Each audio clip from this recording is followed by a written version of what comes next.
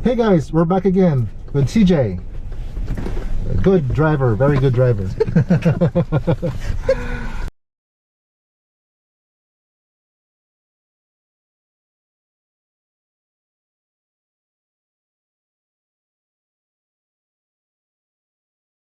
Tell me what you want, what you need. Tell me what you want, what you need. Tell me what you want, what you need. Tell me what you want, what you need. Tell me.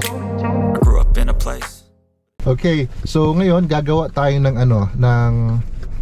on this particular area sa Carseldine. Ito yung favorite back roads ng mga ng mga examiners to do the 3-point turn or turn around or reversing exercise, yung reversing straight line. Okay? The easy one, pero usually yan yung partner. Turn around and reversing exercise. Okay? So Sidge, whenever you're ready, mag 3-point turn tayo. Before doing the first point, you can see CJ is checking around, noticing the hazard on the road. Good job. Nag-stop ba siya or what? Gusto mo ba kung sa'yo na ulat? I-assess lang. Sige.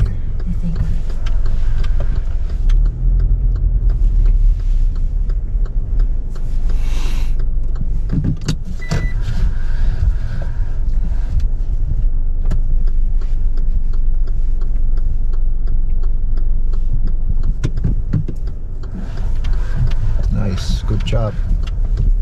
Kita nyo guys, galing ni CJ. One take lang.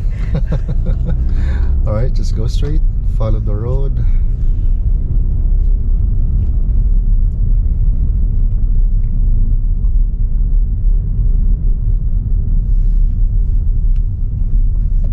Then take the first left, please. First left.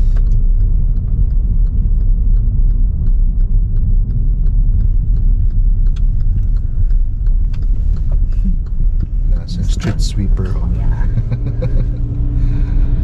Okay, so just pull over in the middle, just right here.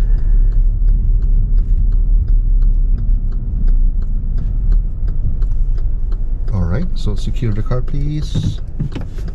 Okay, so very good yung 3-point turn ni CJ.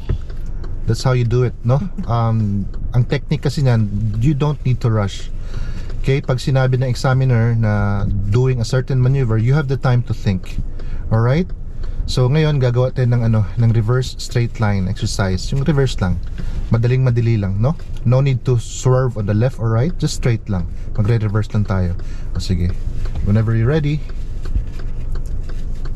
Sige, you can go.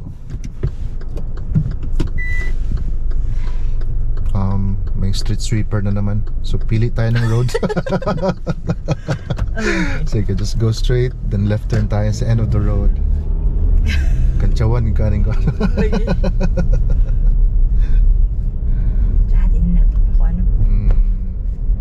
So left turn right here.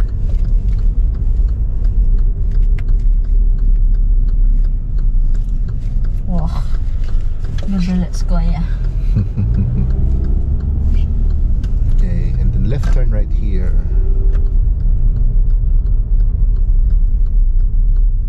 Para sa mga nagle-lesson sa Carseldine, very familiar itong back roads na to.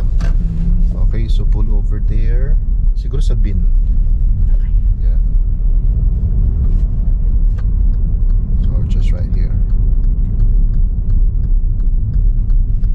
Alright, so whenever you are ready, Nasaan siya? mag-reverse exercise ta.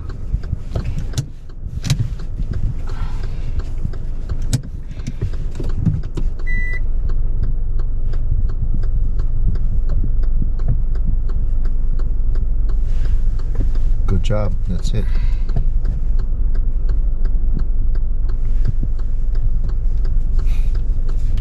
So we are reversing now. Tatanong yung iba, gaano kalayo yung reverse. So usually mga 25 to 30 meters yan. Or yung examiners natin naman kusang nagsasabi ng stop if na-achieve nila yung kailangan nilang tingnan sa inyo. So just right now, so okay, see, just you can stop right here. Okay, just go forward if you're ready and safe.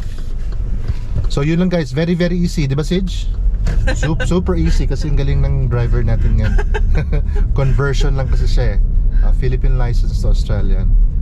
So yeah, balikan namin kayo later on or bukas to record